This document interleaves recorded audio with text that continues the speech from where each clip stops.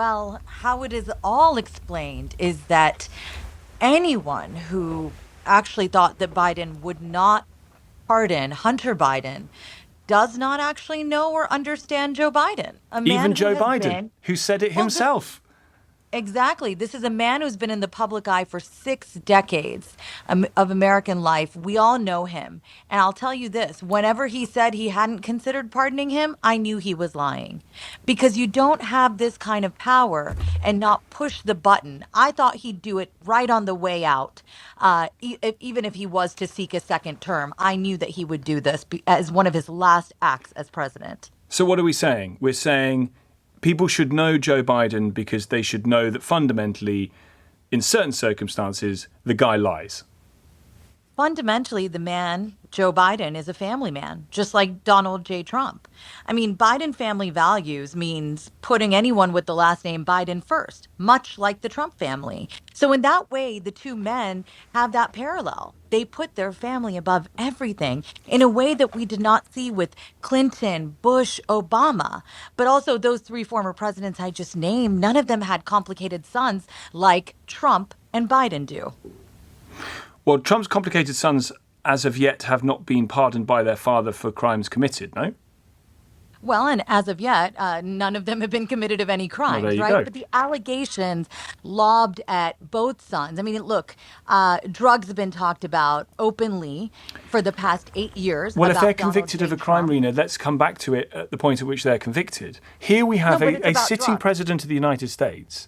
It's about drugs, though, at the end Well, of the day. the Hunter allegations are Biden. about drugs, but that's Well, not been proven in a court. You have the president's son having been convicted of crimes, actual crimes, and actually convicted, pleading guilty in those cases around tax affairs, and looks likely to be going to prison. And you're saying that Joe Biden, it's okay because we all know Joe Biden's a bit of a liar. So when he said he wouldn't do it and he believed in justice, we sort of all went, nah, you're going to do it really, old Joe, on you go. Come on. no, no, no. Let me stop you right there. I'm not saying it's okay. I'm explaining the situation. And part of this is legal when we talk about drugs because this is what's been in the public sphere in the United States about Hunter Biden being a known and publicly known addict, somebody that has struggled with drug addiction, and he has lied on forms about firearms, the possession of those firearms. And I mention it because it's all very relevant. The fact that we've had this very open public discourse in the United States over the past 8, 9 years about presidents' sons alleging to have problems with illicit narcotics, whatever you call it. This all goes back to the protection of private individuals. Whether you're talking about Donald Trump Jr., who, again, I want to be very clear, has never been convicted of a crime, or Hunter Biden, who is alleged to have lied on forms about possessing firearms and Not having sorry, been not under the treatment alleged. for addiction. Convicted. Not alleged. We Yeah, don't need alleged. He's been convicted. exactly. For that crime, Biden was convicted. And what prosecutors who are not partisans that I have spoken to over the years say is that these were crimes that normal people would not have been held to account for the way in which Hunter Biden was. So it all gets very interesting and murky when you start to talk about it. But the reality is this in terms of presidential powers, what is so different about the United States is that presidential pardons do get very controversial. We know Sure. that.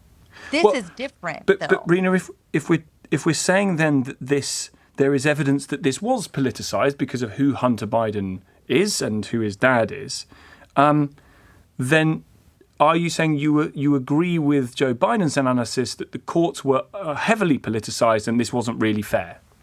I don't agree with any of it. You know, this is the problem when we start to see the layers of political put over what should be, frankly, just viewed as black and white. I mean, presidential pardons are subject to various constitutional constraints.